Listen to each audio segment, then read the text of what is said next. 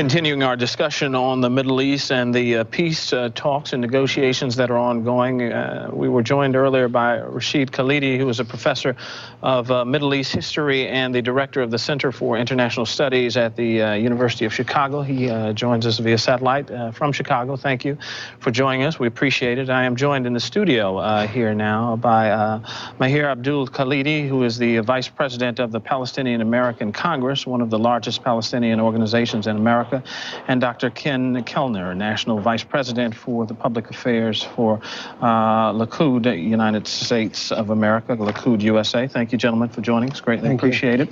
Let me ask you, I suggested to Mr. Khalidi that some people suggest that we should hold out hope, optimism for these talks. Others suggest that there's no real reason, there's no light at the end of the tunnel, if you will. What do you gentlemen think? Well, if I may start, I think, hope was the premise that the Palestinians and the Arabs went to peace negotiation with Israel. As we know, Israel enacted lately brutal and oppressive measures against the Palestinians. Netanyahu, before came in power, he had declared his negative political program, which was associated with no to return to the pre-1967 borders, no to giving up Jerusalem, no to the Palestinian independent state, no to the air rights for the Palestinian, no to the water rights, etc., etc. This negative political program was very provocative in that area, and he, last week, as we saw, he opened a disputed tunnel, which was disputed 10 years ago. The three previous governments of Israel, Rabin, Shamir, and Peres, couldn't dare to open this sensitive issue or open the tunnel, which is a very sensitive issue. Okay. Now, he came to Washington and he didn't concede anything. So I don't know what hope is right now. Dr. Kellner? Well, I think that we should start with the idea that the Israeli national anthem, Hatikva, means the hope. And Israel, for 50 years, has sought peace with its Arab neighbors and peace with the world. Unfortunately, it has never been granted that.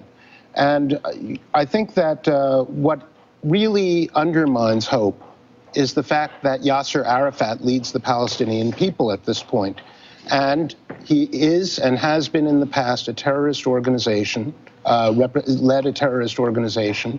He apparently, despite his agreement with the late Prime Minister Rabin, did not give up armed struggle and called for violence against the Jewish people and against Israel recently, and in fact got his army, or his police force, as they like to call it, to start firing on innocent Jewish people who were living up to the accords. And I think that that really does give us pause in terms of how much hope there can be during these negotiations. And yet, Prime Minister Netanyahu has agreed to continue with the negotiations. And I think that that is a demonstration that even though the Palestinians have flagrantly and repeatedly in many, many ways violated the Oslo Accords, that the Israeli people, including the new prime minister, so desperately want peace that they are willing to try once again. Mr. Khalidi, let me ask you, it seems as though we truly have two sides looking at one picture, seeing something completely different.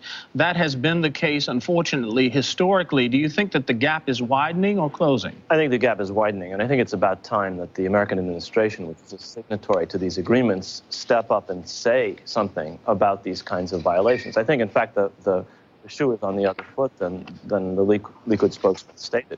Most of the violations that the international press has attested has been by the Israeli side, and our administration has basically rolled over and played dead and refused to adjudicate some of these issues. Both sides have positions that might or might not be wrong, and I think it is the responsibility of our government to step up and say this or that clause of the agreement is not being kept, failing which I think there is very little grounds for optimism. I think that left to themselves, this government in particular, this Israeli government, is very, very unlikely to make any kind of step towards an agreement with the Palestinians. And I think that we have a responsibility as Americans, as the government, which was responsible for brokering these agreements. Let me take a quick break here, and we'll come back with more, and you gentlemen can address that. Back in a moment.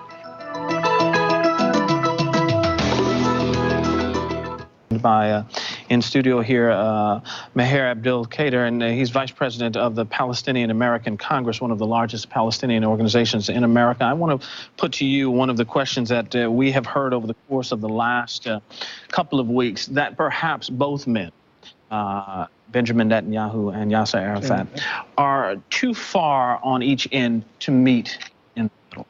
Is that fair criticism? I think currently it is a fair criticism, because Netanyahu made his policies very well known prior to him coming into office. He said so many no's that he closed the road for peace.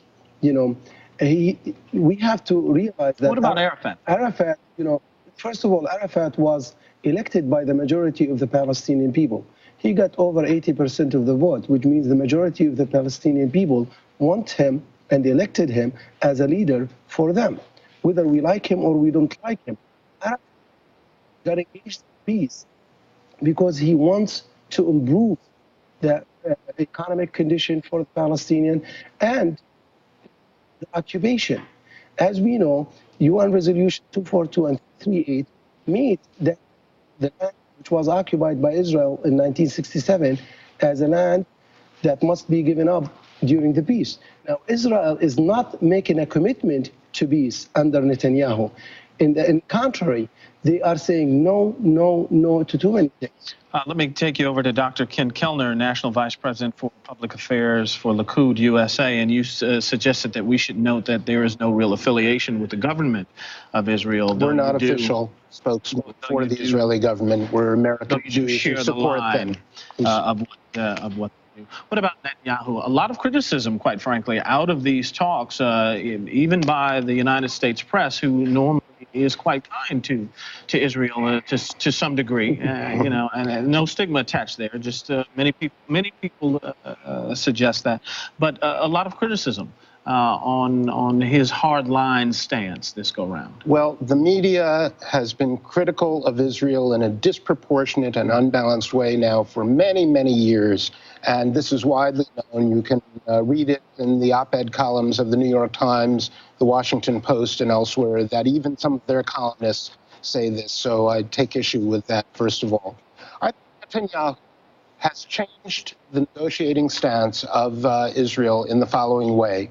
He now insists, unlike the previous Israeli government, on reciprocity, which means that if Israel is going to live up to its side of the bargain, that the PLO must as well, including stopping such violations as maintaining Jerusalem offices, which it is not allowed under Oslo, sanctifying and praising Arab terrorists like Abu Ayyad, not stopping terrorism by Hamas, suicide bombings.